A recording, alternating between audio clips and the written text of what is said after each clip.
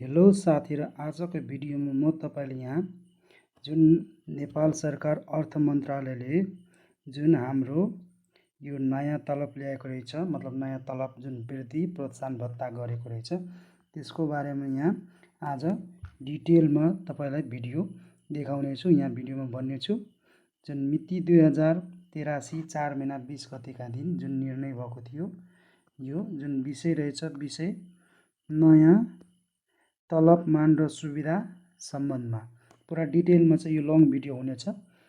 तपाई पहिलो पटक हेर्दै हुनुहुन्छ भने यो च्यानललाई सब्स्क्राइब गर्न सक्नुहुन्छ, साथै बेल आइकनलाई पनि प्रेस गर्न, साथै फेसबुक र टिकटक र फेसबुक टिकटक पनि फलो गर्न सक्नुहुन्छ।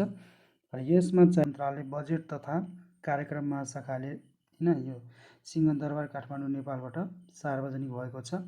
र यहाँ विषय रहेको छ नयाँ तलबमान र सुविधा सम्बन्धमा श्री सबै मन्त्रालय आयोग सचिवालय कार्यक्रम। यहाँ विषय हेर्नु होला,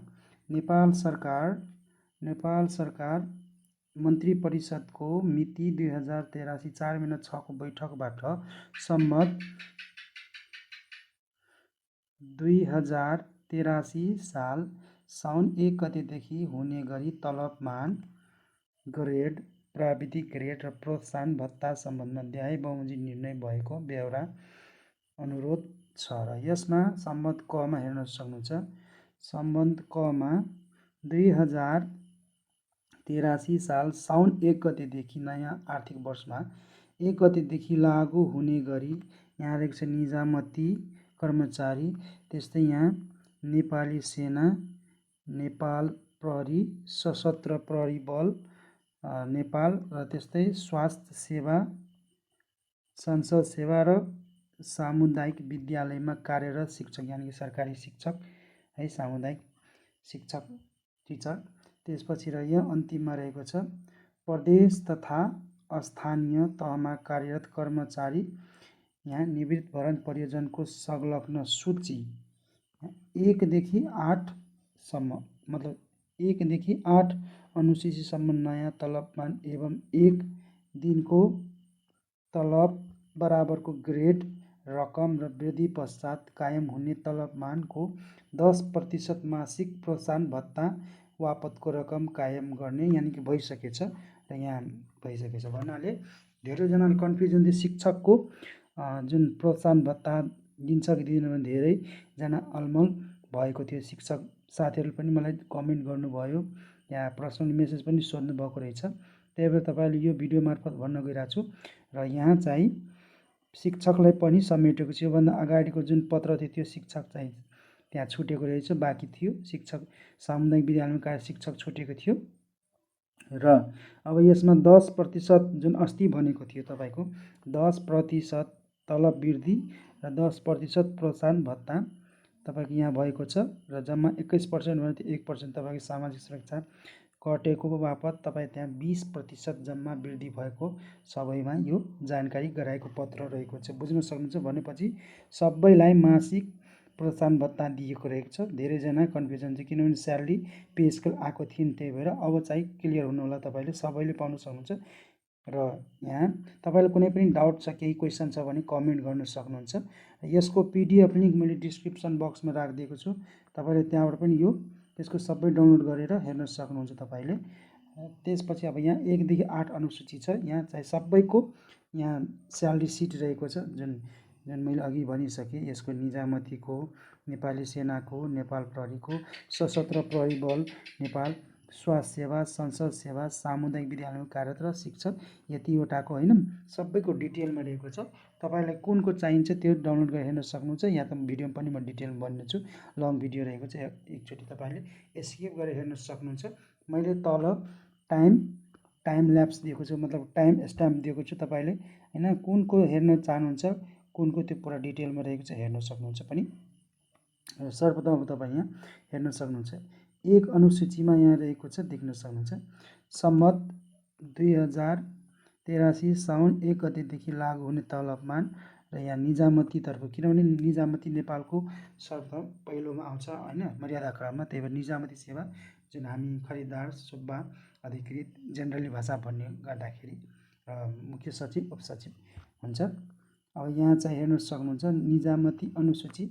म चाहिँ यहाँ मुख्य भन्छु तपाईँलाई, जुन अधिकृत, नायब सुब्बा, खरिदार, तपाईँको मावि, निमावि, प्रावि शिक्षकको, त्यस्तै तपाईँको जवान प्रहरीको होइन, तपाईँको त्यसपछि चौथो पाँचौँ तहको, छैठौँको, यो पुरा जुन जेनरली पपुलर भएको फिल्डको मात्र म भन्नेछु। तपाईँ चाहिँ अरू हेर्नु होला।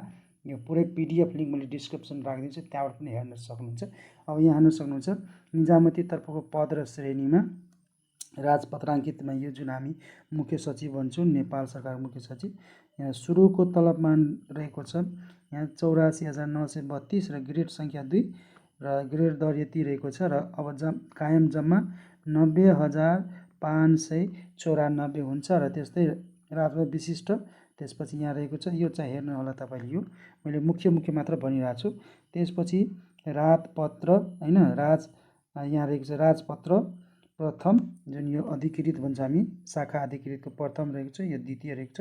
शाखा अधिकृत राजपत्र तृतीय, यो चाहिँ हामी जुन भन्छौँ यसलाई शाखा अधिकृत, यो जुन इन्ट्री लेभलको रहेको छ, यता चाहिँ बढुवा भएर जान्छ।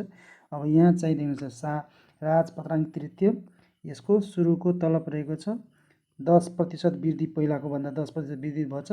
त्यसपछि 48,000 तपाईँको यहाँ 58 र ग्रेड सङ्ख्या 8 रहेको छ। ग्रेड दर यति 1602 र कायम जम्मा चाहिँ तपाईँको यहाँ 60,874 रहेछ। र यसमा यहाँ माथि लेखेकै रहेछ, यसमा यो पहिलाको यहाँ भनेकै छ, पहिलाको जुन यहाँ 2057 4 महिना 1 गतेभन्दा अघि नियुक्ति र होइन, यहाँ भनेको छ लाइभ विशेष, यो रहेको छ पहिलाको त्यो। अब राजपत्र अनङ्कित, यो चाहिँ हामी जुन जेनरली भन्ने गर्छौँ यहाँ भन्नाले सुब्बा र खरिदार। यदि तपाईँ पहिलो पटक सर्वप्रथम जागिर खानुभएको छ, खाँदै हुनुहुन्छ, तयारी गर्दै हुनुहुन्छ भने यो चाहिँ हेर्न सक्नुहुन्छ तपाईँले। र यदि तपाईँलाई थाहा छ भने स्किप गर्न सक्नुहुन्छ भिडियोलाई। र अब यहाँ देख्न सक्नुहुन्छ यहाँ राजपत्र अनङ्कित प्रथम, अमा पेन्सन प्रयोजनको लागि यो चाहिँ रहेछ। त्यस्तै अब राजपत्र अनङ्कित प्रथम, यो चाहिँ हामी भन्छौँ नायब सुब्बा, यसलाई नायब सुब्बा भन्छौँ। 38,203 रुपैयाँ 10 ग्रेड छ, ग्रेड दर यति छ। र जम्मा कायम हुने 50,933 र यसको जुन 2057 अघिको यहाँ यो रहेको छ। त्यस्तै अब यहाँ चाहिँ हामी भन्छौँ यो पनि पेन्सन प्रयोजनवाला रहेको छ। अब चाहिँ राजपत्र अनङ्कित द्वितीय, जुन हामी खरिदार भन्छौँ यसलाई, यो चाहिँ खरिदार हो, यो खरिदार है।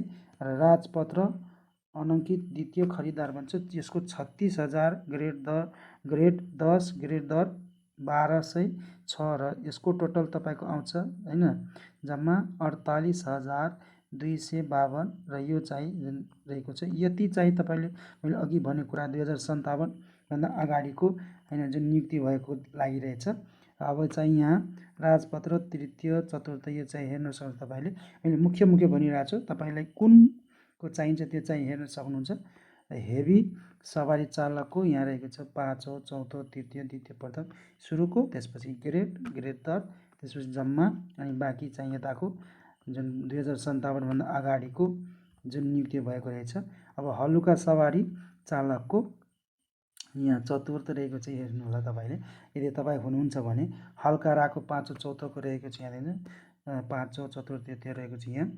त्यस्तै हुलाकी जुन हामी जुन भन्छौँ पोस्ट अफिस है, यहाँ पाँचौँको यति रहेछ, यहाँ हेर्न सक्नुहुन्छ तपाईँले।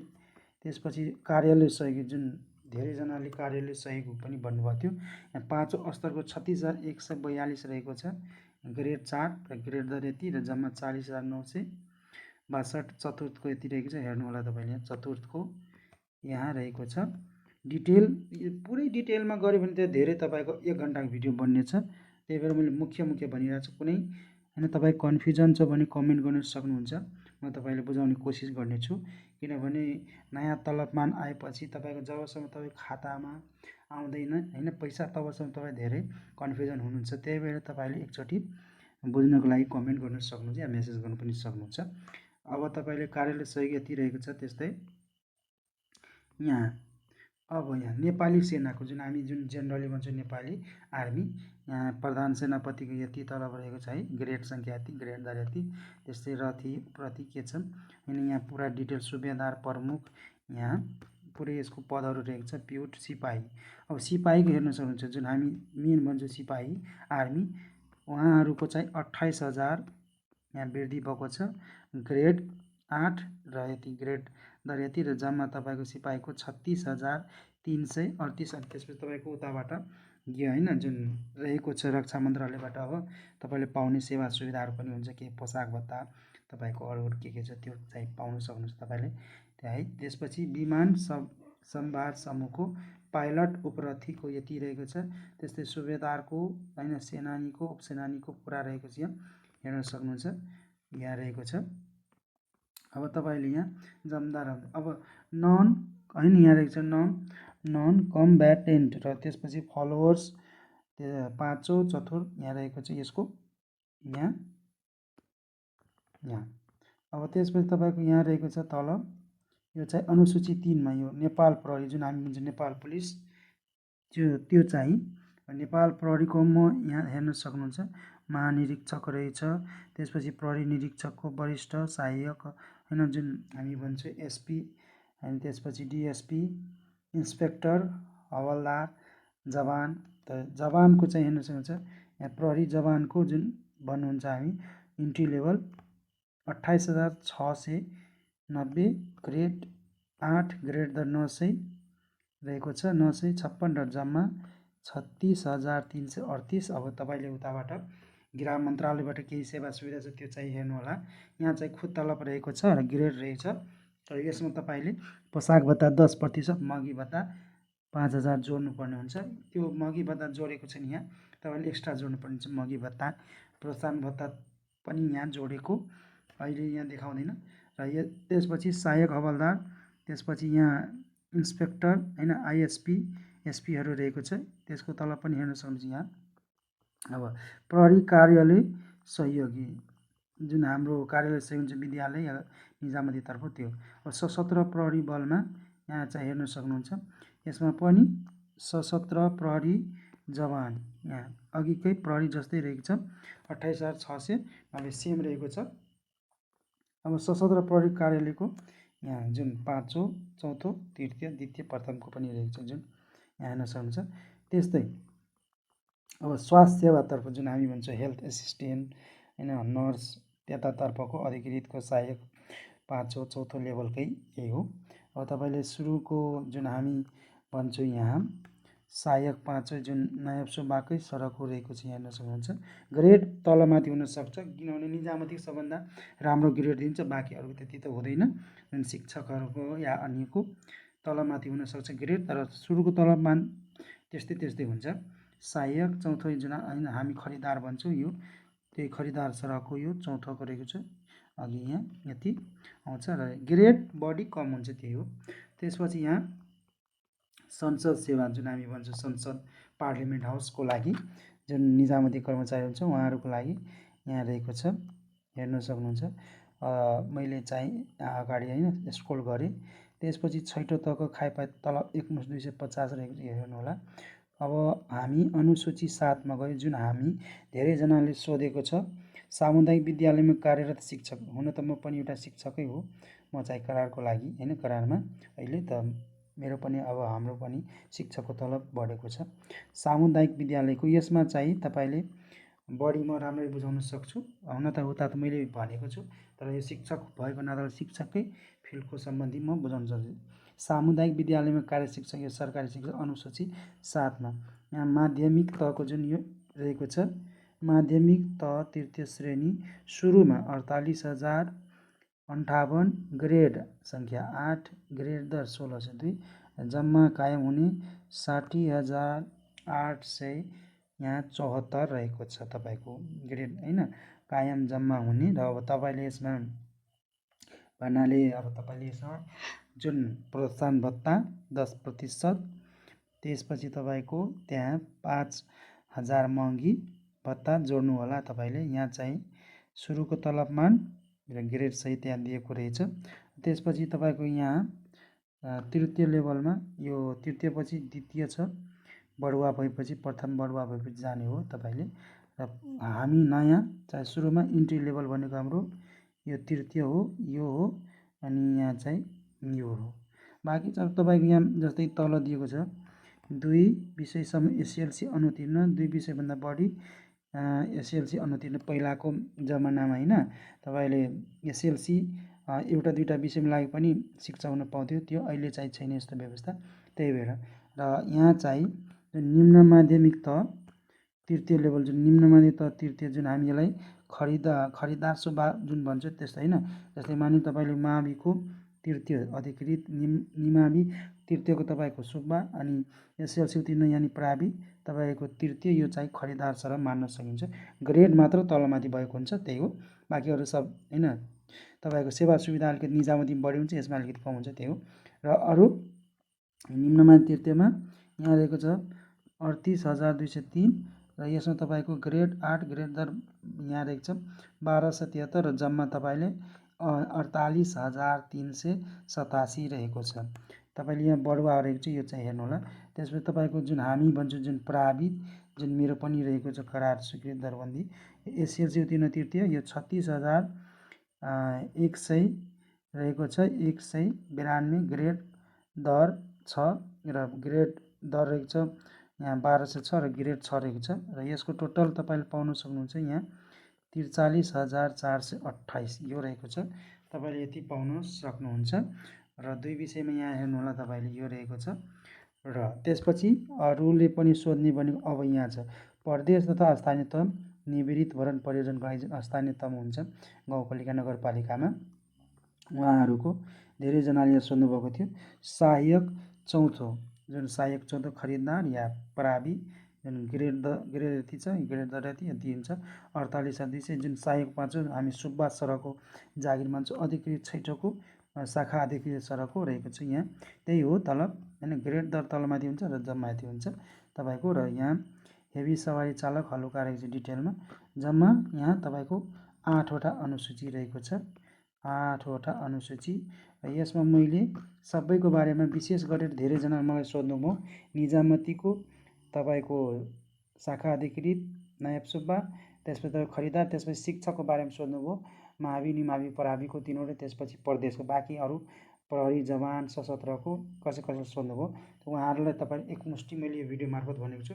तपाईँलाई कुनै पनि कन्फ्युजन छ भने मलाई कमेन्टमा भन्न सक्नुहुन्छ, म तपाईँको कन्फ्युजन दूर गर्ने प्रयास गर्नेछु। र यसको यो पिडिएफको लिङ्क मैले डिस्क्रिप्सन बक्समा राखिदिएको छु, तपाईँले त्यहाँबाट पनि हेर्न सक्नुहुन्छ।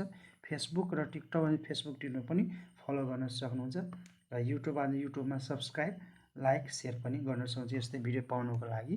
र तपाईँलाई पनि बधाई छ नयाँ तलब अब आउने होइन साउनदेखि पाउन सक्नुहुन्छ। तपाईँले प्रोत्साहन भत्ता धेरैजना कन्फ्युजन हुन्थ्यो, प्रोत्साहन भत्ता तपाईँले 10% जति यहाँ मेन्सन सबैले पाउन सक्नुहुन्छ प्रोत्साहन भत्ता।